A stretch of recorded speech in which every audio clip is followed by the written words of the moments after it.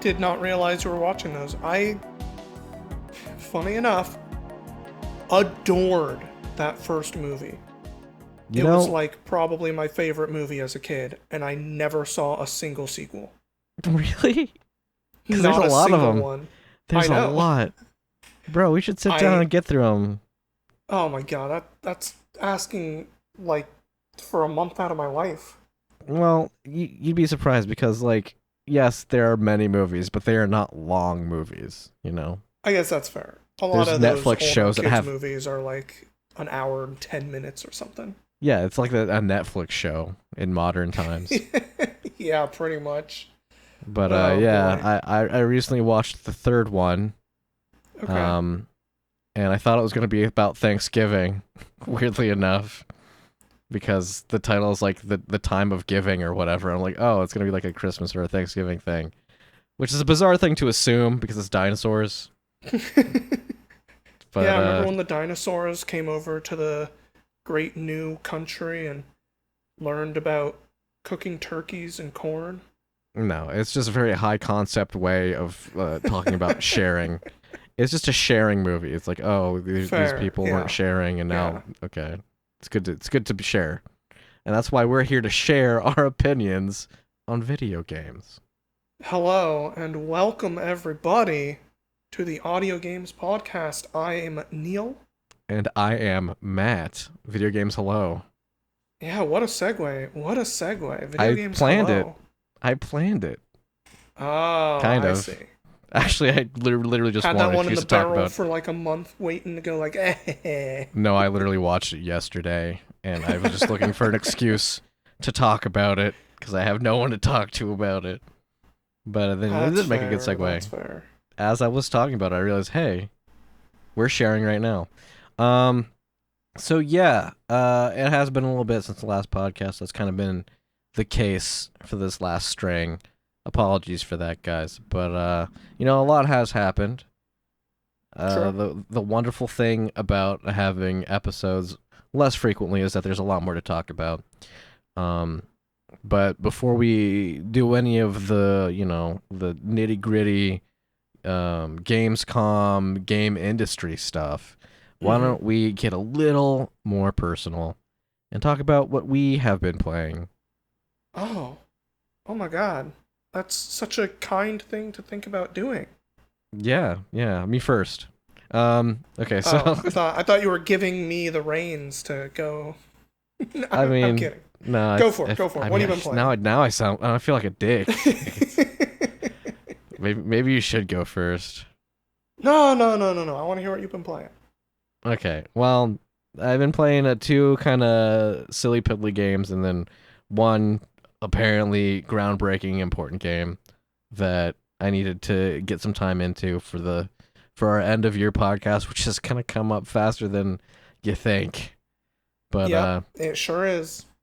we're on the very cusp of the holiday season again, and it's showing based on the releases that are coming out. But to talk about what I've been playing now, I've been playing an indie game called Tall Trails. Have you heard of this one? I have not. Okay, so Tall Trails is kind of a level-based exploration game, and while there is a roguelite mode, I am playing through the non-roguelite version, so I'm guessing that all of the levels that are being presented to me are by design. Okay. I guess I can't confirm that because I haven't played the other mode, but it's basically about how you wake up and you're like a little golem guy, like a little construct, and you don't know what your purpose is, and you talk to some of the other ones like, what do you mean you don't have a purpose? All of us have a purpose. And so it's about you trying to find out what your purpose is, which is very existential now that I've said that out loud. But it's played very much for laughs. It's a very lighthearted, almost Katamari-esque style game. Okay. Where you have the gameplay revolves around you are a little golem guy, and you have to collect clay because there's these big clay reserves that need to get filled so that you can open up the wizard's tower, the wizard who makes all of the constructs, so that you can ask him like what your purpose is. And so you go around collecting clay. It's very the gameplay loop is very like Mario 64. It's just like here's a level, go look around, and then you find the clay, and then you bring it back to a dude, and he throws it back into the reserve, and then you shuffle off to the next level. And you can go to different levels at different times, and the way that you unlock other levels, you have to go to the bonfire in the middle of the island, and there's a bunch of characters there that you can talk to, and you can buy little cosmetics.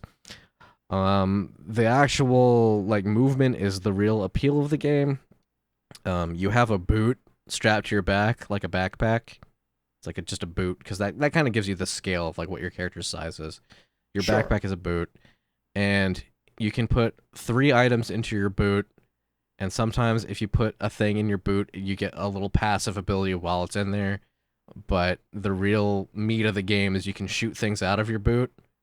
So you can do like double jumps, triple jumps, quadruple jumps, and the kind of jumps that you do are based on what you're shooting out. So there's a little bit of resource management in there, but there's nothing too intense. There is a lot of stamina play in the game too, so like climbing and running and all Hmm. that. So yeah, it's just a fun little exploration game. I picked it up because people were saying that it reminded them of Little Gator Game and A Short Hike, and yeah, I see that in the gameplay. I highly recommend that if anybody's interested in like what I've been talking about, go take a look at the trailer, go look at screenshots. If visually you find it fun, then you'll probably like the game because I feel like the visuals do indicate what kind of thing you're getting into. Sick. That sounds really pleasant. I needed it. I needed pleasantries. Fair, fair. What pleasantries have you been indulging in, Neil? Well, the most pleasant vibes based gaming I've been doing is picking up the latest Giant Squid game. For Okay. those who don't remember who Giant Squid are, that is the company that made Abzu and the Pathless. Is this Uh, Sword of the Sea? yes, Mm-hmm. correct. And Sword of the Sea is maybe the most looks like Journey game out of the ones they have done, which makes some amount of sense. I believe, studio director of Giant Squid is like the former artistic director of that video game company that made Journey. And I say Okay. that video game company because that's the name of them, not like I can't remember the name. Well, that's confusing. um, a little bit. But Sword of the Sea is extremely a like vibes based game going more towards the Abzu side of things than Pathless. Pathless had a lot more like explicit gameplay, enemies, boss fights, and stuff like that, whereas this game is a lot more just fucking surf around the world. There's sand everywhere. It's undulating like with water, and that's kind of because you are a dude surfing on a sword who needs to bring water back into this world. Um, it's extremely pretty, but there's definitely a lot of like, this reminds me of Abzu in it. And there's one really, I'm going to say confusing, but just kind of odd thing about it. And that is, this game has a trick system in it. And you can, like, collect stuff to unlock more abilities to do tricks.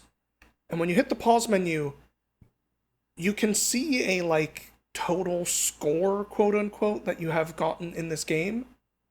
But there's no HUD element outside of pausing the game to see that. There's no, like, benefit that I can find to actually doing tricks outside of some very explicit, hey, here's a side room, get a certain score. Yeah, Those have been extremely easy to break, by the way. Get a it's certain score to get some extra collectibles. it's gamer cred, Neil. I guess so. Just constantly be doing tricks for the gamer cred. Yeah. Um, it is a really pleasant, like, vibesy game, though. The music is super pretty. The visuals are really nice. The look of the game when you create a zone of water and then can like peer down underneath everything you've been surfing over to like see flooded buildings and stuff like that is like really cool. And it's a vibe. It's just a vibe. I see. I see. What soundtrack would you, if you were not listening to the game soundtrack, what would you put on to listen to while playing that game? Um, probably not Butthole Surfers. Not It's kind Butthole. of the That's wrong thank you. vibe. Thank you for clarifying what you wouldn't listen to, which was exactly the opposite of my question. No, All right, no, that's I fine. You don't think want to answer my early question. I get it, I Neil. can answer it. I can answer it. Early Okay. quartet music I think would fit pretty well. Okay. What about like math rock? Uh See, rock seems a little too heavy for what this game is doing. It's a lot more Heavy. He thinks it's heavy. vibesy. All right. All right. That's fair. I think I might Yeah. listen to math rock. It sounds like it's a math rock kind of game. But Okay. Okay. maybe I just want to bring up math rock. I don't know. Are you playing Uh, like a math-based game or something? no. Okay. Do you know what math rock is? Not really. Oh, okay. Well, It then just has don't rock worry. in the name, so I assume it's got like at most I would assume like post-rock maybe, like a variation of that. It's about non-standard. You know what? Let me give you. I'll give you a link after we're done. But It's just like weird time signatures. it's atypical time signatures. I don't know if Okay. weird is the right word, but yeah, you'll see. But to get back on track, um, that it's cool that Sword of the Sea came out. I remember seeing a lot of the stuff when they announced what they were doing next, and I was like, oh, that looks a lot like what I would expect from the studio. Uh, and you said it was the most Journey like. Yeah. Like Abzu is a lot like Journey, but you're not really exploring the world uh in a very run around way. There's not really platforming because you're just swimming through the space. And Pathless is very much its own thing with the whole like archery mechanic and like fighting and stuff, but this game is very much just kind of run around, jump on some stuff Like, so sometimes. you're surfing on a sword, Yes. but do you ever use the sword for anything but surfing? I have not yet. Okay. And I think I'm gonna say I think a third of the way through the game. Okay. Uh just from the like last thing I did in that game felt very much like a you did this thing. Hey, look, there's two more. I said, "Oh, okay." What would you So, do if the final scene of the game was the sword turns upright and the guy falls off of it, and then the sword sprouts arms and legs and picks up the guy and starts using him like a sword? that'd be very weird for this game, but I'd be down. I like it. I just like the twist. I like a good twist. Maybe I'll put that in my game. Hmm. Yes. Were you planning to talk much about that? I am pretty Um. curious. Well, I am developing a game in Godot. I feel way more confident in my coding after doing a lot of stuff with JavaScript, Mm-hmm. and it does correlate. Oh my god! Like if you learn any coding language, everything else just becomes so much easier. So yeah, I've been making graphics, been trying to make music in LMMS, which is a open source synthesizer program. And yeah, I'm right now it's mostly in an experimental phase. I'm just trying to like get some paint on the canvas, so to speak. But it's emergent development. I'm hoping that it turns into emergent gameplay. But as it stands, I'm just getting resources together and making the content, and then eventually there will be enough puzzle pieces that some will fit together, and I'll be able to present something. There's Cool. no specific concept in mind, no Fair. specific name, but I am making things, which makes me feel good. It's good to make things, Neil. I know. We've been making a podcast for a long time. Oh wow, well that's a great segue to talk about the other game I was playing. Making a podcast, the video game? Oh, I could make that game. Yeah, podcast simulator. That'd be Oh, terrible. That'd be a terrible game. No one would want to play that. Um, No, so the other lower stakes, not maybe is I guess that's a really mean way to put it. It's a more casual game. I Sure. played a coin pusher game called Coin, which is actually Mm. in playtest right now. I invited you to the playtest because I had an invite. But I love coin pushers, Neil. There's something very, I don't know, something very just in me. There's something in me that loves to watch things fall down, whether that be in Plinko format or in like a pachinko format, which I guess is the same as a Plinko format So it's actually. pretty much the same, yeah. Pretty much the same. But I played Nubby's Number Factory earlier this year, and I enjoyed that quite a bit. Um, but this game was recommended to me, and I was like, okay. And so it's a coin pusher. Let me tell you, I think that it's definitely trying to like be a Balatro kind of clone, but coin pusher. So you Strange. have How do you modify your coins? well, you can have bigger coins. So the way that it actually works is that you get a certain amount of coins to a round, and you're supposed to get a certain amount of points to Hmm. clear the gate and move on to the next round. You get points by knocking the coins down into the bottom slot, but there are modifiers, of course, both to the points that they augment the amount of points that you get, but also they augment like the number of coins that you get to push, and they also you can get special coins in shops between rounds that do specific things. Like there's a glue coin that makes coins stick together. There's an explosion coin. Um, there's like a tornado coin that's really fun. But yeah, it's basically the same kind of deal where you have a very normal. Well, I guess coin pushers aren't really normal by any length of the word. Certainly the result of a lot of different decisions through humanity that came to be. But but it takes like the concept of a coin pusher and it just applies a bunch of the roguelike elements to it. And I as the only other coin pusher simulation that I ever had was a really crappy cell phone game. So I was happy to see that there was Okay. another option out there. Um, and then of course the only other like actual coin pushing that I've engaged with is in round one arcades. They have coin pushers, and I do tend to put a lot of my credits into those things. Then knock down little cards that you can like collect the cards. It's nice, Neil. Have you ever done a coin pusher? Real life? I've dabbled in a few at some various arcades in my life, but they never grabbed me. No, they push you, Neil. It's a coin pusher, not a coin grabber. Hmm. Hmm. But yeah, I don't know if there's like a lot to say about it beyond that. If you know what a roguelite is, just imagine that. Um, it is very cute, but it's also a playtest, so the game's not like fully developed. Well, they're out there trying to get opinions and put ideas out there, so I always respect that. Hmm. Speaking of, there was the Adventures of whatever his name is game for the Switch too. Elliot, Is it Elliot? right? The sort of Secret of Mana ish looking game, right? Yeah, yeah, yeah. Okay, so Yeah.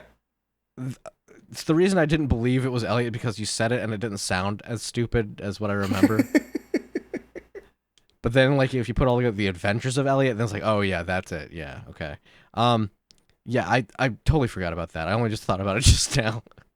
But there's a playtest for that as well, so I should probably do that before it's over. Reminder to myself: play the Adventures of Elliot. That sounds made up. That sounds like I made I up a know, but game. hey, it's fine. It's supposed to be good. That's what I keep hearing. Yeah, yeah, no. But I'll try and fit that in before the next podcast. Remind me if I'll try to. you can. Uh, well, I also played not a roguelite. I know you've apparently been hitting quite a few of those, but I played Ninja Gaiden Ragebound, which is level based, very much not run based or getting any weird power ups or anything. It is trying to be kind of faithful to It's 100% what skill. would this game be like if it was made today.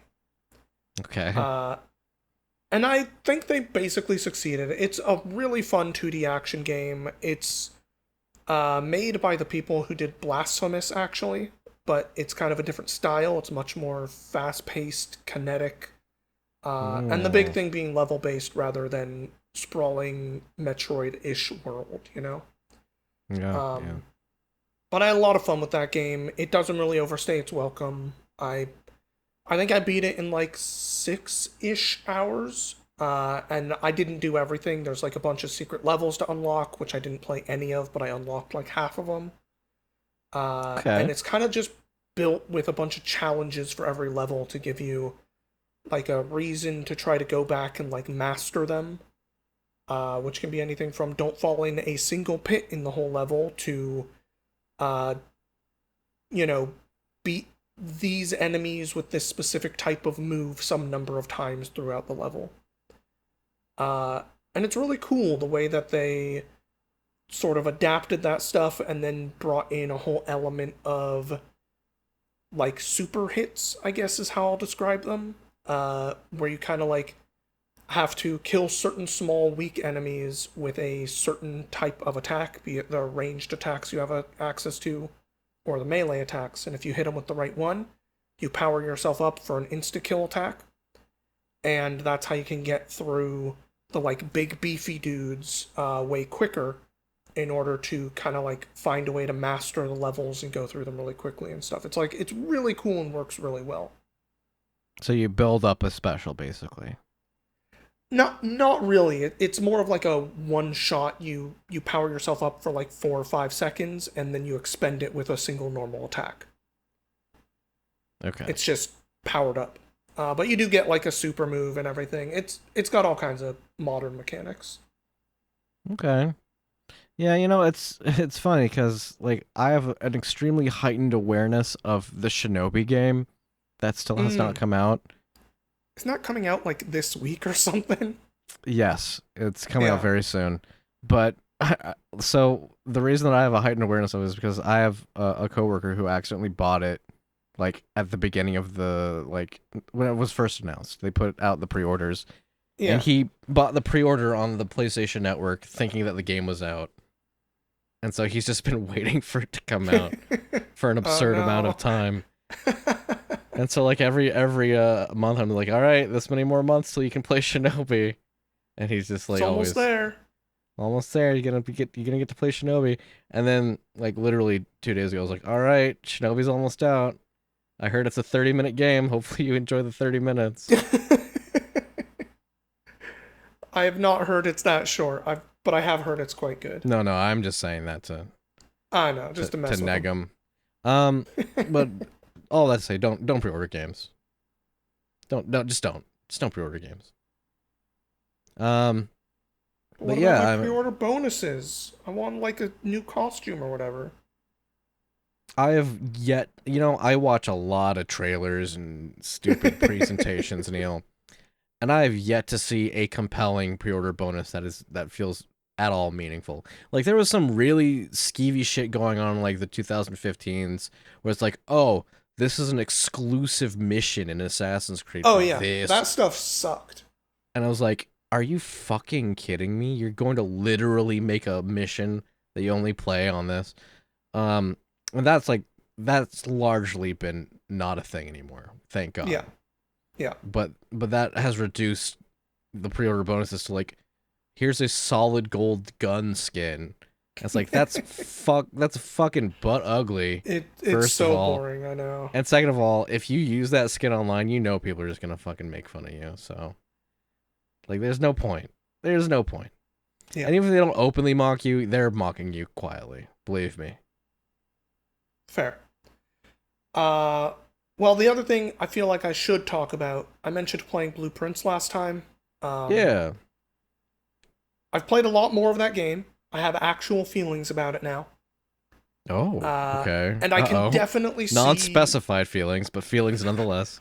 I can very much see how it can turn people off with the randomization. I didn't get to the point where it bugged me for what I wanted to get out of the game, and I know there's a lot more in that game that I didn't experience.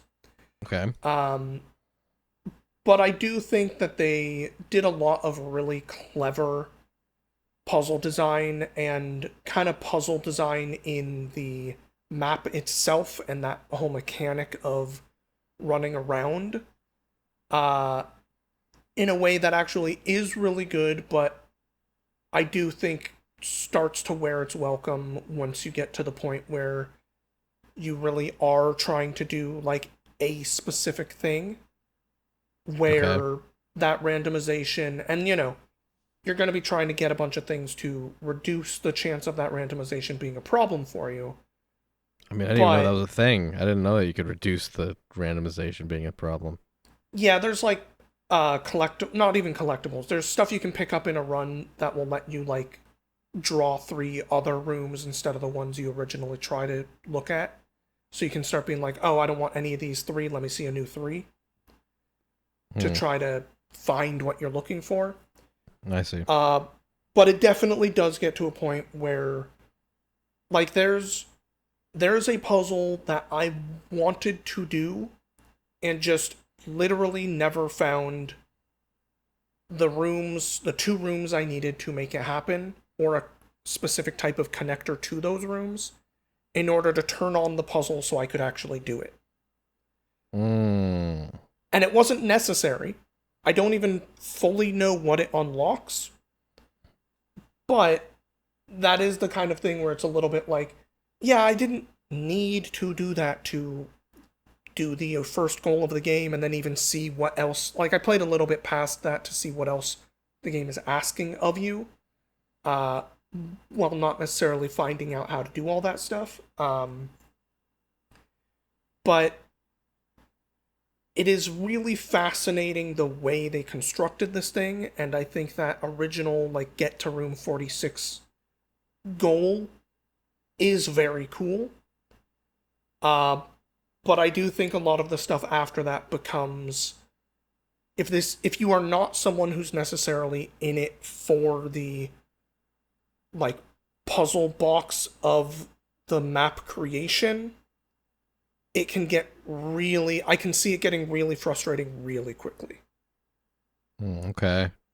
Well, just based on your read on me, would I like it? Yes, definitely. Okay. Oh, definitely. Okay.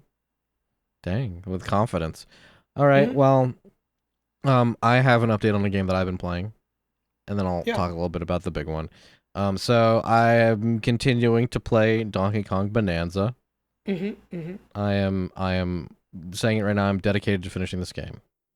However, this game is a lot longer than I imagined. Oh, really? Yeah. So you know I how will in admit all I'm the a little surprised. I thought you would have gotten at least to like the first ending or something. yeah. So you know how in the previews they showed you like the three Bonanza transformations. Yeah. It's like Kong Bonanza, Zebra Bonanza, and the Mm-hmm. Ostrich Mm-hmm. Bonanza. Those aren't the only ones. There's more. Oh. So when I hit that point, I was like, "Oh, this can continue, isn't it?" Um, and so the other thing was the areas where you get the zebra and ostrich bonanzas. First of all, let me just say, ostrich bonanzas fucking ugly. Just just an True. ugly, I've seen it. ugly I character agree. design. And also, I love it. And I think that developers should embrace uglier designs. I've said it before. Sure. There's so much there's so much like expectation in developers to like make beautiful, attractive characters. And I think that Ostrich Bonanza is an amazing departure from that. I love how ugly that ostrich is. Okay. Literally literally an ape's hands with bananas just kind of hanging off the arms. It's just the stupidest, ugliest, most compelling choice that I've ever seen. Mm-hmm. Okay, I can't go on about that. I'm just waxing poetic at this point. So the game does something very interesting where you know how you are delving deep towards the planet's core. Correct. Uh, I assume that this is going to be in a straight line, but you hit a divergence area. So you have to pick one of two areas to go into. And you have to complete that area, and then you find another convergence area. Okay. So let's say you decide you want to go to the Arctic area, the cold area. And so Sure. you do the whole area and you drop through to the next area, and it's a convergence area. And so there's like one half of a puzzle that you have to do in order to progress to the next area. So you do that, and then you get to the end of like what you can do in the convergence area. It's like, all right, now you have to go back and do the other area so that you can complete the convergence. And it's like, oh, okay. So you go back and you do that area, and you get to finish the second half of the puzzle for the convergence area, and then you can finally progress. So not only is there more areas than I thought, but you have to complete them. Mm. So, am I upset about that? No, not really. I think that the area designs are actually very meaningful, though at this point I'm doing a lot less completion. I'm kind of just powering quickly through these areas and kind of not engaging with a lot of the other subsystems that are Yeah, I was gonna ask because you say complete these areas, but like, what does completing uh an area mean? Is it I like right. some percentage of bananas or? Yeah, so the remember the main goal is to get to the planet's core. So you're actually just trying to find the giant hole and jump down. Okay. Um, Sometimes that involves a lot of traversal. Sometimes that involves fighting a boss. Sometimes that involves doing a little task for like a giant elder animal, and sometimes it involves multiple of these. But there are smaller sub levels and there's larger sub levels, and there's it's a good mix, it's good variety. Ultimately, you are smashing things. That's what the gameplay is. I do think that as you get more bonanzas, it does become interesting to smash things again, just because you Okay. can do them in very different ways. Um, and another interesting thing is like the movement is very much it evokes Mario 64. You know what I'm saying? Like Sure. you play Mario 64 and you get to the end and you're like, I used like 20% of the moves that Mario has available. Sure. And then you play through again and you realize there's all these other movement options. You're like, oh dang, okay. And you just kind of accidentally discover different things that you can do. So, for example, I didn't know that you can kind of wild swing pieces of terrain around. So if you pry up a piece of terrain, you're holding it, and you spin the controller around, not the controller, but the thumbstick around. Um, Donkey Kong will like start to whirl it around like a big old hurricane or a tornado, I guess. And then if you throw it while you're doing that, it does more damage and penetrates way more terrain. And I was like, oh, that's Hmm. really cool. And I only learned that because I got the Zebra Bonanza, and there was like an upgrade for that specifically with the Zebra Bonanza for some reason. I don't know what zebras have to do with that, but it was tied to the Zebra Bonanza, and I was like, oh, that's cool. And for a while, I thought, oh, I can only do this when I'm doing Zebra Bonanza. And then I just, for the hell of it, tried while I didn't have it, and Donkey Kong still did it. And I was like, oh, shit. So I imagine that there's more of that, and I just don't know how to do it. And so it's like a knowledge check. And I've said this before, when you have things available from the very start and it's just a matter of you don't know how to do it, that's like the coolest thing. Because it was always there and available to you. You just didn't know.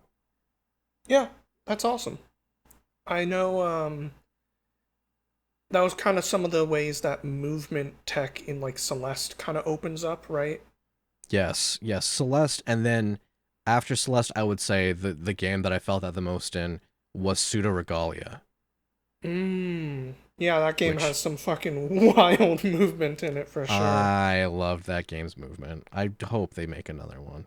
Um, but I do have to talk about the big one, and the big one is a big French one.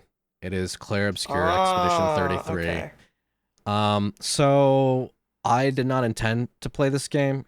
It just kind of ended up being a thing that I did Uh-oh. because my partner she bought it on her PlayStation 5, and I was like, "Oh, I guess we're doing this." She's on vacation right now, so she has the time to engage with that sort of thing. Uh, Ah. I, I didn't necessarily feel like I did, but now this is how I'm spending time with her. So we're playing the French RPG. Okay, so how to talk about this? Let's start off with the things I didn't like. I want to I want to be positive The about this things you because I know didn't a lot like, of everyone says this game is great. listen.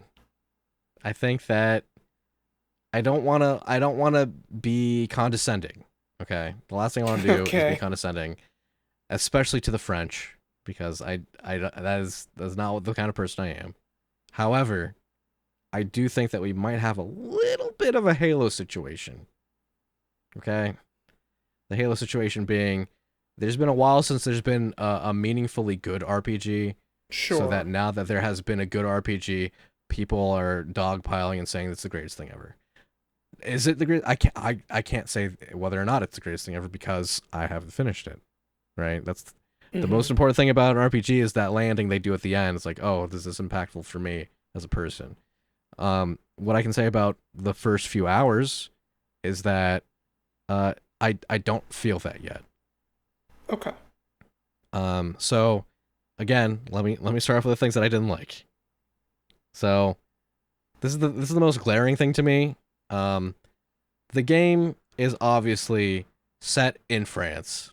Okay, the town that you start in and the only town left supposedly in the whole wide world is this place called Lumiere, and you can literally see the Eiffel Tower all bent up in the background.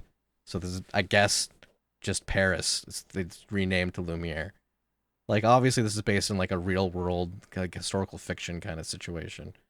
Unless they just decided they just wanted to make fantasy France, which I would call the same thing honestly.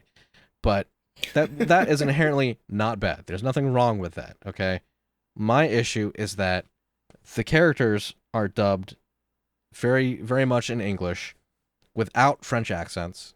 Okay, I'm not saying again that's not a bad design choice. I'm not saying you have to give them French accents, but they swear in English sometimes, and sometimes they swear in French, and it's only swearing, and it annoys me because of the inconsistency. Mm-hmm. Like if someone is like going through like something difficult and they say shit, and then like the next thing they say merde, it's just like okay, well which one though? And that annoys me. It happens a lot. Okay. I mean, fair. I Uh, mean, it's an RPG. There's a lot of dialogue, Neil. Okay, yeah, it's like gonna happen. I'm just looking for some consistency. That's all. And then the other thing that's kind of annoyed me is just the sheer amount of set dressing. And what I mean by set dressing is like there's a lot, and this is like a really weird like double-edged sword, right? Because the environments are quite intricate and quite beautiful. I'm not going to argue that. But the amount of things going on with the environments would lead you to believe as a player or as a seasoned player that there's something you can do quite often when there's nothing that you can do. It's like Okay. so like there would be I don't know like a bunch of boxes and then behind it is like a crane and there's like something glowing there and you like go over and you're like trying to get to it and you can break the boxes but like then there's like no sort of meaningful interaction with the crane and you're like okay well whatever I guess I was just mistaken but it just keeps happening it just keeps happening and it kind of reminds me of Final Fantasy 13 where so much detail was put into the environments to the point that they felt kind of claustrophobic. Okay. And 13 was very much panned because of the hallway like environments. Like everything was just kind of like a diorama. And, it never felt like you really had any freedom to make choices about where you were going. But ironically, that's definitely not the case with Expedition 33. So let's move on to the good stuff. Things that I did like. Um, the first thing that I really liked is that it establishes its stakes very quickly. Like it doesn't pretend, like it doesn't meander. I thought that there was going to be a lot of ennui and meandering and very French cinema style, like you know, uh, the the blahs, is what they call it. It's just like hanging on something for way too long instead of moving things forward. And this game moves things forward very quickly. You start learning about like how this world works very quickly and what your role is and how this is all going to go down. That I Mm-hmm. appreciate because there's definitely a lot of RPGs where it's just like, oh, you spend 3 days just doing normal stuff. I'm looking at you, Kingdom Hearts 2. I'm looking at you, Kingdom Hearts 2. You just do normal ass shit, uncompelling and I guess there's some people who would argue that the stuff in Kingdom Hearts 2 is important for the story. I don't think it is. Look, I Um, know it's not a JRPG, but I'm just thinking about Twilight Princess. yes, Twilight Princess Holy is shit, that game very takes so meandering. goddamn long to let you start doing I fucking think Zelda shit. in that way, Twilight Princess has more ennui and is more French than Expedition 33. In that way, Sure. it's just Sure. it's very meandering. Um, and then another great thing is that options open up very quickly. What I mean by that is you have a lot of customization options, and the game does not hold your hand. So there's these things called pictos that Mm-hmm. you equip to your characters, and if you complete enough battles with the pictos equipped, you kind of master the picto, and then you get Illumina, which is basically the skill from the picto, but you don't need the picto equipped anymore. You can use Lumina points to equip them instead. Okay. And if that sounds familiar, that is a very common thing in most RPGs where like you equip a thing and then you use it enough and then you get to use the fun thing that the equip has. Um, I don't like the amount of jargon because I was trying to explain it to my partner and she would just look so lost and I felt bad. And like the game doesn't do a lot to explain it to you, but I consider that to be a pro. I think that a lot of people who aren't used to playing games like this would consider it a negative thing. Sure, sure. But as options open up quickly, not only in character development, in terms of gameplay, mind you, um, it also opens up in where you can go. Like it's very respectful of like giving player choice. Like the moment you leave the first area into the world map, like you can literally just wander around and there's multiple places. I don't know like how it correlates to the story, right? Like I don't know like if the story is largely effective if I decide to go here instead of there, but you Sure. can. And that makes me think that there must have been a lot of consideration as to like how to set the game up if the player does make that decision, right? Mm-hmm. Um so it seems like, you know, from a design standpoint, they decided to take the harder, more complex route for the sake of that happening, and I respect that. Um, and then also the combat. I know everybody wants to talk about like the dodging and the parrying and the counters and stuff. That doesn't impress me. I'm sorry. I played plenty of RPGs that had active battle systems like that. But what I will say is that the combat is designed in a way where every battle is engaging. And that's very Mm. difficult to do. Okay. So combat is not frequent. You have combat relatively infrequently based on like what a typical RPG does. But every battle that you do have to think your decisions through. And like within the first, 4 or 5 hours, one of the encounters was an optional encounter for like an enemy that runs away after 5 turns, right? And Sure. so what would end up happening is you do one turn and it feels pretty normal, and then the enemy puts up 3 shields, which means it basically can tank 3 attacks without taking any damage. And you're like, oh, okay, well let me figure out how I would get around that. And then you do that again, and the enemy puts up 5 shields. Oh And boy. it very quickly like becomes this thing where it's like, okay, well I need to pile on damage very quickly, very, very early in a way that I know I'll be able to sustain additional damage towards the end, despite them having all these free tanks, right? Yeah. And like after the amount of thinking that I had to put into that battle, I felt like I had to get some sort of profound, amazing prize, and it was literally just like shitty shit. It doesn't matter. No. I was like, oh my god, are they saying that the prize is me understanding the combat better? Because I'm down. I think some It people wasn't get even like an interesting picto or something? no, it was just like a bunch of normal shit. Okay, because I've heard a little bit about this game and that like the picto stuff gets weird in ways that you would not expect out of a game, out of Oh, this type of game. okay. Well, I mean, that's cool. I don't know what that means, but I don't want to know Yeah, I don't I'm want to know not what gonna it tell you. It's means. fine. I've heard a lot of people talking about this game on podcasts, so Okay. we'll see. So that's the good. I have one last thing to talk about. Okay. So we talked about the good, we've talked about the bad, and now I want to talk about the French. This is the Sure. stuff that is extremely French. Um, there within the first few hours. Again, I'm not deep in this game, or rather, I should say that me and my partner aren't deep in this game.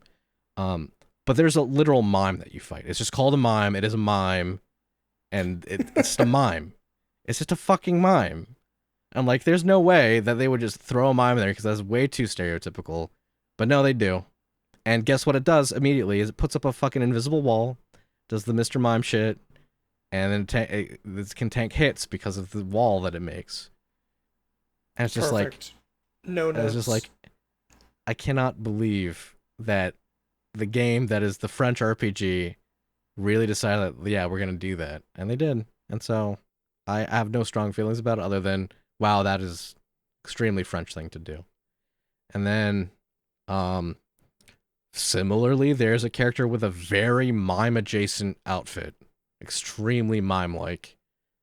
Like you got the beret, you got the striped shirt, you got suspenders. I don't think that this is winning points for like for showing uh well, how would you put it? For demonstrating culture of France other than the stereotypes as we know them, which is, I don't know how to feel about that. Well, I don't know what you know about the game, but I will say I've heard there are some things later that might make you go, "What the fuck, France?" Real like, oh, okay. You're giggling to yourself. Like I I am. don't like It's I don't like funny. this, you knowing this stuff that I don't know. But like, are you like the only way I can imagine it being more French is if they were like holding a baguette and Uh huh. sipping wine and Yep. in front of like a cheese plate and going han han han. Like it. Like I I'm will not say saying at that I least want one of that. the things you just said might be involved later. Oh my god. That makes me worry, Neil. I don't No, listen. I've heard a lot of really good stuff about that game, and I know some people who have been threatening that they're going to get me that game as a like early holiday gift, so I can try to power through it during the holidays to see if I would put it on a list. We'll see what happens. It's on so many people's game of the year list that I felt like I had to do it. Yep. And when it dropped in my lap, I was like, well, here it is. Even if I don't play it myself, I'm at least gonna sit here and watch you play it. So, Hmm. um, okay. Well, does it demonstrate that as developers, the French are good? Yes. Does it also demonstrate that they're kind of digging into the trenches of their own stereotypes? Also, yes. So that's the current update for Clair Obscure Expedition 33 from Matt. We'll see how much that trench deepens, but as it stands, I'm already kind of flabbergasted at some of the decisions. But hey, Fair. that it's them doing it, so All right. All right. We got to talk a little bit about Gamescom. we do. We don't, only a little bit though. Let's be honest. There's not a ton to talk about. Yeah, I there was like a fair amount of Gamescom adjacent things that I think are interesting, but Gamescom itself, let's just say, for those of us not in Germany, uh, we don't get to see a whole lot of it, and so the kind of big splash is opening night live. And I just need to say, and I don't know if you felt this way, but I don't think Jeff Keighley thought they had a particularly good show either. Because every, what, 10 minutes or so of this 2 hour event, they had to remind us that we're going to show Resident Evil 9 later. Yeah, yeah. I think they sandwiched it very, very heavily, and they were relying on the bread. And so they opened with, "Hey, we got Silk Song," and they closed with, "Hey, we're gonna show Resident Evil 9." E- Even having Silk Song, though, was just saying, for the most part, hey, in 2 days, Team Cherry's gonna announce more. It's like, Yeah, fucking, yeah. you guys didn't even get the release date at the So opening night live? so Okay. remember the Xbox presentation for the ROG ally thing, Yep. and Trying how to they were like like be like, hey, lean. guess what? Silk Song, and it's like Team Cherry coming out. Yeah, we're not actually affiliated with that. It's like, oh, okay. Yeah, it's just like so many people are trying to like bask in the glory of Silk Song that don't really deserve it. And Yeah, it's fucking unfortunately, wild. it felt like Geoff Keighley was doing that here. Yep. So, Yep. what is there to say about Gamescom? I think the first thing that I would like to say is that the pre-show had way more interesting things It sure than did. the actual show. Um, I mean, just to rapid fire through it, there's a Bubsy game coming out, and it's self-aware, and I don't know how I feel about that, other than it exists. Yep. There was Yep. the Jet Set Radio Tram game Hell yeah, that Dench Attack. That one's the one I was like, oh fuck yeah, I'm gonna play the shit out of that whenever that happens. yeah, that it's like a mix of Tony Hawk and multi-track drifting on Japanese trains.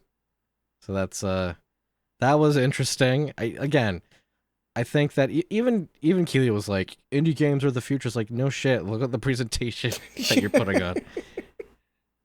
Like, there was nothing that felt like it had a unique identity, um, except in the pre-show. Yeah. And another thing Yeah. that I like, I know that this isn't big for many people, but they're remastering Outlaws, the LucasArts first-person shooter, the cowboy first-person shooter. Like, that was one of my first-person shooters, and it was one of the games that I actually played with my dad over Oh, LAN. wow. So I have very strong memories of that. That was also back when Lucas Arts Entertainment or Lucas Interactive, I guess, they were more their own thing. So Hmm. it was less like giving contracts to EA or whatever they do now. Um, so yeah, they have a very interesting animation in there. Still stands up in the cutscenes. It's very clear that it doesn't really stand the test of time when it comes to the actual graphics. But hey, if you're into Sure. that sort of um, boomer shooter, as they call them now, ugh, then I'd say give it a shot. They can't be charging that much for it. What else was in the pre-show? I mean, I don't really remember a ton. Gamescom was like a week ago at this point, right? Yeah, basically. So, forgive me if I'm not remembering anything important. But to talk about the main show, I mean, what was in the main show? Uh, Way too much talking about Call of Duty for like 20 minutes or something. Yeah, they definitely. So as I understand it, there were games that were kind of featured, as in they were curated to be in the presentation, and there were definitely spots that were bought. And I'm very sure that Call of Duty paid a pretty penny for the extensive section that they were given. So, Yes, I'm sure. it looks Weirdly like a enough, Call of Duty. weirdly enough, the things I remember the most from that main show were not video games. But yeah, apparently like Sekiro's getting an anime. Yeah, I feel like it's a little late, but okay. Yeah, like oh, 7 years later or something. Like, what are you guys So, doing? instinct is that if they do something like that, it's because they're planning on doing an announcement for maybe another Sekiro game, which I'm not against. Sekiro's Oh, great. I'm so for that. My God, But then they have to wait another 7 years for that anime. It's like, ugh. so true. And then I know they did that Fallout show season 2 thing, which like I didn't pay that much attention to it, but I remember that it happened because it was a bunch of Hollywood actors, most of which didn't look like they wanted to be there. Yeah, they look very uncomfortable. Uh, Gosh, what else was there? We mentioned Listen. I feel like that's doing a disservice. The Fallout show, the first season, I liked better than most Fallout games. I oh think that yeah, it did a I very good job. 100% liked more than Fallout games. I I will be watching the second season, and that's very high praise for me because I don't watch television. I just Fair. don't. But they did look very awkward and not wanting to be there. Or Yeah, Capcom wants you to pay attention to Monster Hunter Wilds again because Final Fantasy XIV is coming to it. yeah, it's a back and forth collab where they're introducing a monster into Monster Hunter Wilds from Final Fantasy 14. Yep. And then Final Fantasy 14 is introducing, I think, Arkfeld into the game. And here's the funny thing about that one. I don't know if you looked into it, but fighting Arkfeld in Final Fantasy 14 requires you to get to level 100 in the MMO and complete all of the story content. So, if you haven't engaged with Final Fantasy 14 and you're wanting to get into it for the Monster Hunter content, don't. It's gonna take you a long time. I'm sure they have some kind of give us extra money and just like immediately be level 100 or something. Yeah, I mean, maybe that Like is all very fucking MMOs do standard. that shit now. Yeah, but I mean, I don't know if Yeah, there's anyone who really wants to pay for that just to play the Monster Hunter crossover content when fair, there's fair. Monster Hunter to play. But yeah, a lot of Uh, people are looking at it as like, oh, they're really trying to entice people to this game because they've been getting a lot of negative press yeah. on the optimization stuff. They've definitely been getting review bombed, though there's been stuff coming out about Steam changing the way that reviews work, I guess, Oh, to I try missed and that. combat the review bombing stuff. I didn't look into it. I just saw some headlines like, oh, because like the as headlines are, it was like big changes coming to Steam, and I like clicked on it and I read the first paragraph. I was like, oh, okay. I, Fair. I thought it was gonna be like a fucking stop killing games thing, which we haven't talked about, by the way. Or like something about like licensing and how that will work, because Steam has always been a very like, I'm not gonna like give it too much credit here, but it's always been pretty consumer friendly. Uh, if a game is taken offline from the Steam store, if you have it in your library, you can still play it, right? Like that's pretty baseline consumer friendly, but of platforms, they introduce refunds and all that. So I consider it to be a more consumer friendly platform. Fair, Um, fair. but there's always more advancements that we can make in that, especially with how things are right now, where you don't really get to own anything. I'm looking at you, Nintendo. Um, Yeah, Nintendo, we'll talk about Nintendo in a minute. To finish up opening night live, they showed at the end of it Resident Evil 9. They were hanging their hat on it. Um, I was not I, impressed. I was gonna say I don't think what they showed was a very good showing for it. No, It was just kind of like this is probably extremely early, mostly cutscene. it was definitely one of those things where like if it was Silent Hill, I'd be like, yeah, that seems like Silent Hill, Yeah, but it but wasn't. It but it was wasn't. Resident Evil. I think that I think it's a.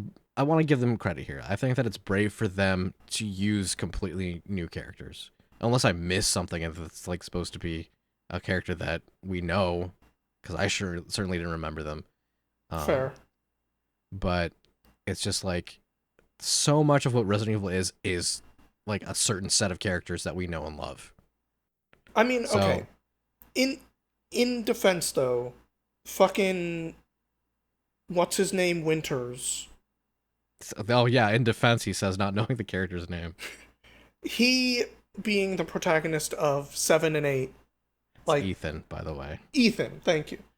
Uh those games did extremely well, even if they didn't really have any of the I mean, I guess Chris is in them, but like you're not playing as any of those kind of original roster of uh uh Resident Evil characters that we know and love, Right. you know? Sure, but Ethan Winters is not a character, Neil. So true. He is He's so fucking just washboard.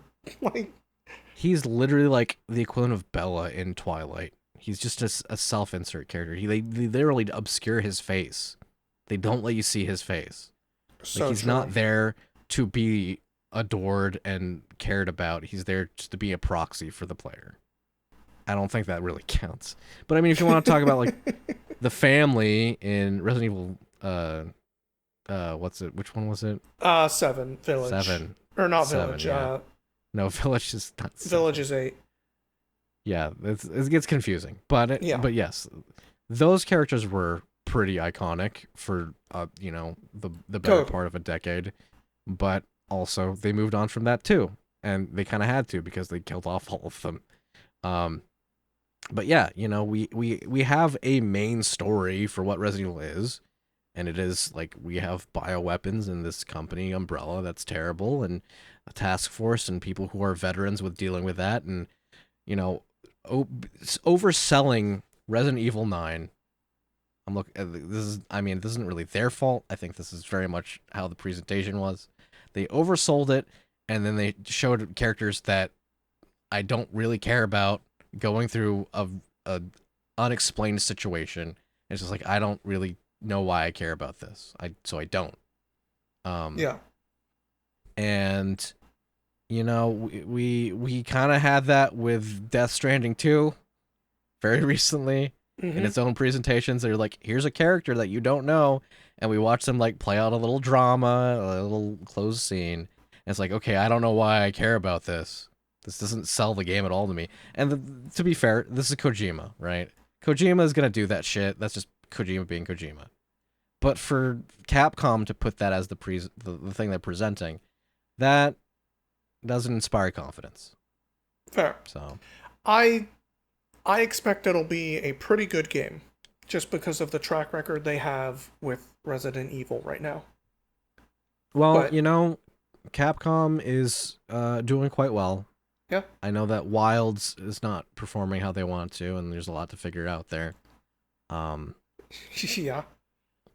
but Uh, I don't want to be overly confident in them. fair, fair. But Uh, I want to believe that they will be good. yeah.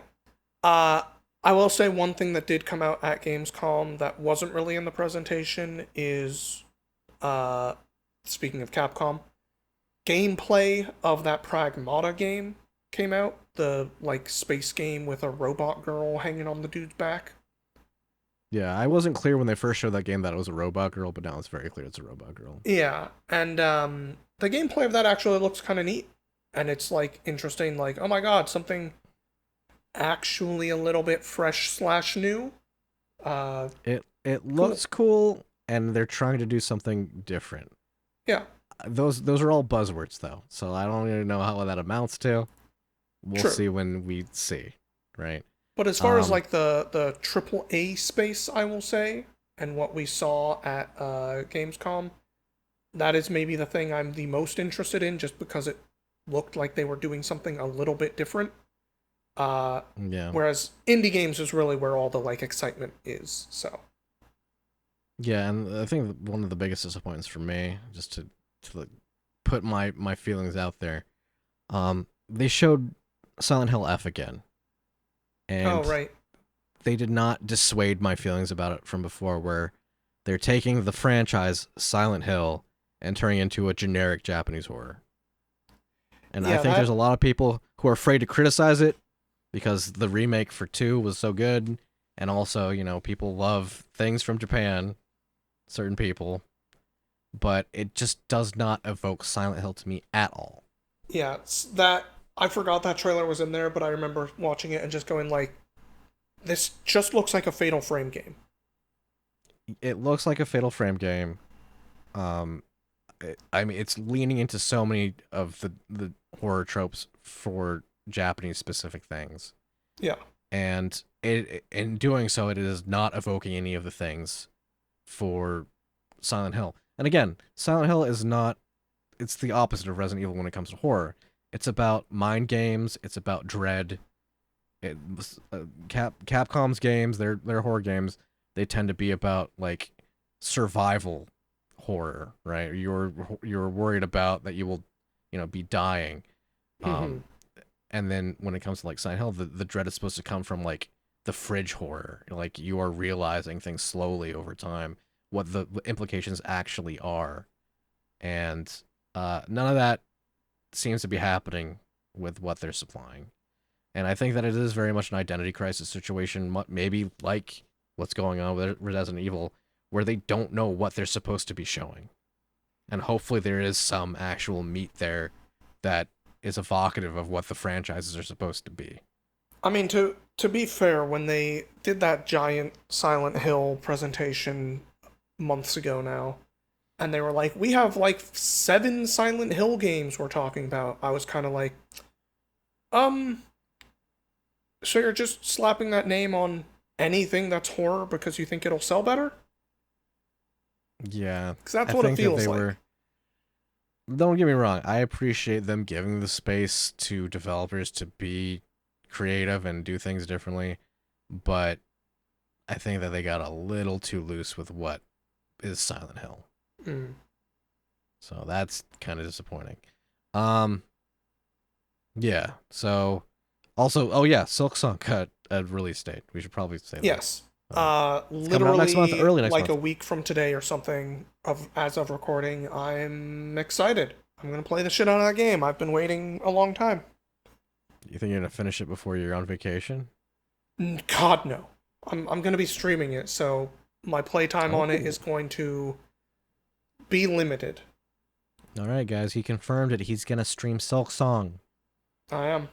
I am. I'm probably gonna be trying to do some more streams to get through it a little faster than some longer games, but You heard it here, guys. He's gonna do bonus streams. bonus streams. Confirmed. All right. I'm very Well, excited.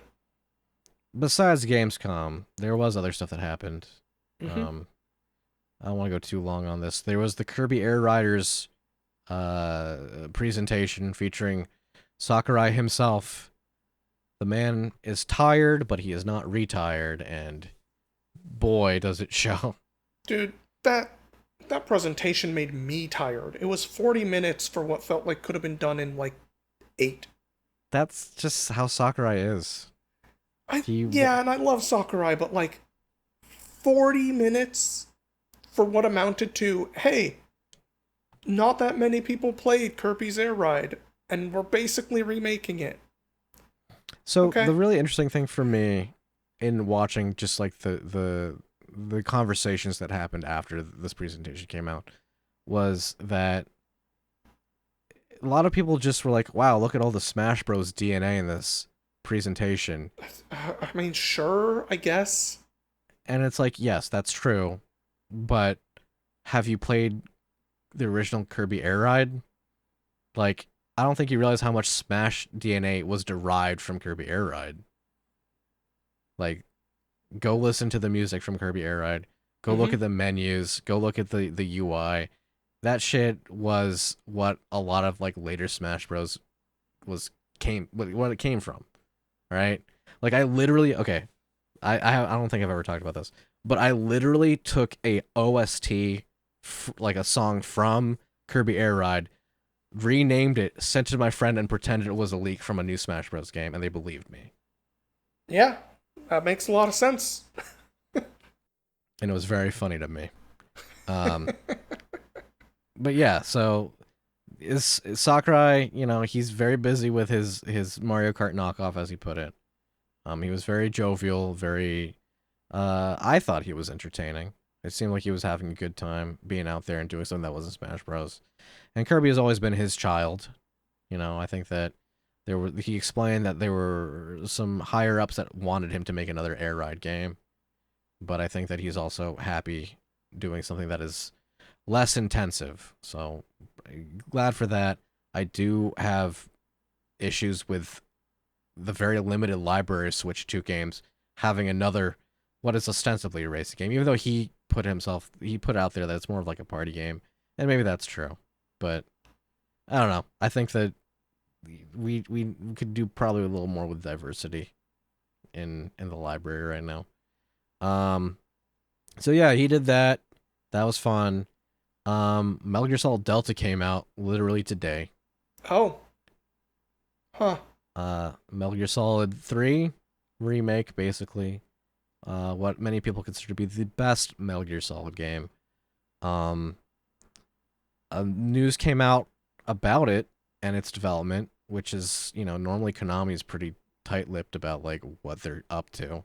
So So true. I think that it's pretty interesting to have this come out. But a veteran developer at Konami, first of all, my condolences to you for being a veteran developer at Konami. Um, he mentioned that the reason that they decided to remake Metal Gear Solid 3 was to show newer developers at Konami, younger developers, how to make a Metal Gear Solid game, which says so much, right? They are Says they want to make more. They're planning on making more Metal Gear Solid games. Um, there was a time where I would be annoyed and upset by that, because this is something that Hideo Kojima made and then they booted him from the company. But, Kojima, I think, has moved past it himself. And if interesting things get made, if they are careful, and I don't have a lot of faith, but also I'm curious. I'm morbidly curious to see what they do. Like they did make Metal Gear Survive directly after 5, Oh and that God. was a terrible fiasco cash grab Yeah, it game. was so bad. But the idea of them being like, okay, that didn't work. Let's remake the best one and use that as a way of learning what is good about Metal Gear Solid. It's like, okay, well, they're doing some research here. They're putting effort in. I think that's good. I don't trust Konami, but I am interested in seeing what happens with the franchise. Fair. Anything else you want to hit before we wrap this up today? Yeah, I don't know if you heard about this one, but Nintendo's been essentially discouraging developers from making games for the Switch too. I had not heard that bit. There was other Nintendo Yes. stuff I was like, oh, right, I guess we sort of forgot to talk about, but not this one. So, um, there's been a lot of developers of different sizes coming out and saying, yeah, we don't really have anything to work for the Switch 2 because we do not have dev kits for the Switch 2. Um, and the general response that they get when they kind of probe Nintendo for like, hey, are you gonna give us a dev kit? Is that they say you should develop something for the Switch 1 right now. That's so fucking weird. Yeah, Like, why so the wouldn't they reason that want it's you to weird, develop shit with, like, the mouse and stuff? Like, what if we want to use your new capabilities? well, I think that they're being extremely militant with who has the dev kit. Because what happens with a dev kit, Neil? Sure, people crack it, and then, oh my god, now we know how to break into the system. Oh no. Yeah, well, you say that, but to Nintendo, that's everything. I know. Especially considering how successful their gigantic walls have been for the release of the Switch 2. Like, it's been very difficult to do just normal stuff with the Switch 2 for some people. Uh, like we talked about last time, they said don't play your Japanese Switch when you're abroad. Like they're doing all sorts of things to just be overprotective, kind of like Sarah's dad in Land Before Time 3. Oh my god. I was like, this whole time I've been, like, thinking this is gonna wrap back around. I just know that Matt's gonna find a way. So Sarah's dad in Land Before Time 3. Hmm. Uh, he there's like a water shortage, and so he's like, I'm gonna be the one to prevent everybody from drinking all of the water. We're gonna ration it out, and he just becomes like this overbearing, annoying, just grumpy guy. And while I was watching, I was like, this is kind of like Nintendo. Sarah's Hilarious. Sarah's dad is Nintendo. Um, yeah. So I don't know. I feel like the really weird thing about the Nintendo Dev Kit situation is that when you watch the last actual presentation, not like for a specific game, the last thing they put out, they showed that bonfire marshmallow game with you watch the heads of your friends hover over the fire, and it's like, okay, that's someone they chose to give a dev kit to, but why them and not other, I right? have no answer. But holy shit, Nobody does. this fucking Land Before Time, the guys trying to hoard water thing, just made me think of Nintendo as a Morton Joe from fucking from the Fury Road movie. The whole Okay. like, oh, you're too reliant on water. Just imagining Nintendo being like, you ask too much for having games on your game system. Yeah, you got the system. You want games You now? want the water to enjoy your system? How dare you? $80. Yeah, it's Christ. I like how you went from Land Before Time to Mad Max. It was Yeah. the water thing. That's what got me. Yeah. Well. Anyway, that's all I have for news, and that's probably the end of the podcast then. Yeah. Video games, goodbye, everybody. Thank you so much for hanging out. We will talk to you, or at least to each other, and you can listen When again the soon. next time the next time you hear from us, Silk Song will be an actual game that you can play, and that's a wild thing to say. It so is. Ha. It's gonna be great. I'm so excited. Almost as excited as I am to watch the next Land Before Time movie. I'm like, oh my god. Yes, but also, for how this year started, I am like actually excited about games that are coming out like next week, and it's crazy. Audio Games is hosted and produced by Matthew Lane and Neil Jimenez. Our theme music is Recharging by Gooset. If you'd like to reach out to us, please email us at audiogamespodcast@gmail.com.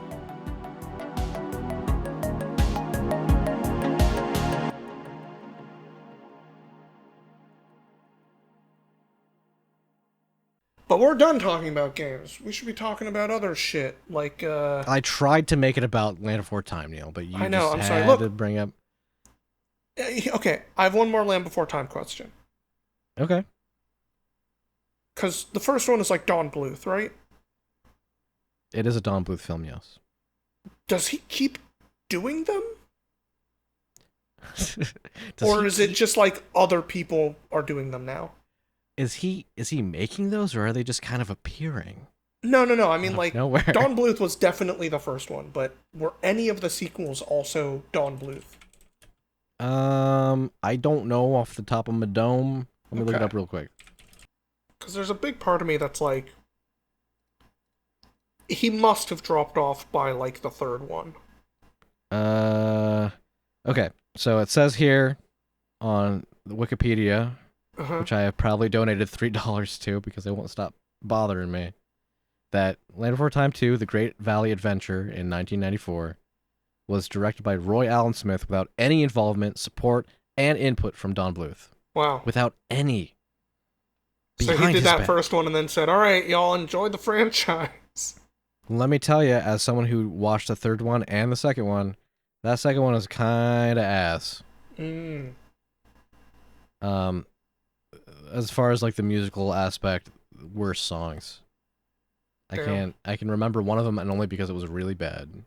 Damn. Third one, however, has 2 bangers, and I hear that it's the third best one, with the best one being the first Land Before Time, your sweetheart, and movie. the second best one actually being the 5th Land Before Time. So Only 2 to go. yeah, and then I get to see the second best Land Before Time, and then it's all downhill from there, baby. And how many are there? Like 14 or something? Well, since I'm already on Wikipedia, there is only one more Final Fantasy than there are Land Before Time. Jesus Christ. To put it in gaming terms. Yeah, how many Final Fantasies does your franchise have? Yeah. Oh yeah. Yeah. Let's see. Land Before Time has 14 Final Fantasies. Damn. That's a lot, but If you think about it, quite there. you could interchange the titles of both the Final Fantasy games and the Land Before Time movies. It would still make perfect sense. Yeah, Land Before Time, Lightning Returns. Mm-hmm. Well, I mean, let's see. The 13th one is... No, I mean, I guess that could work, actually.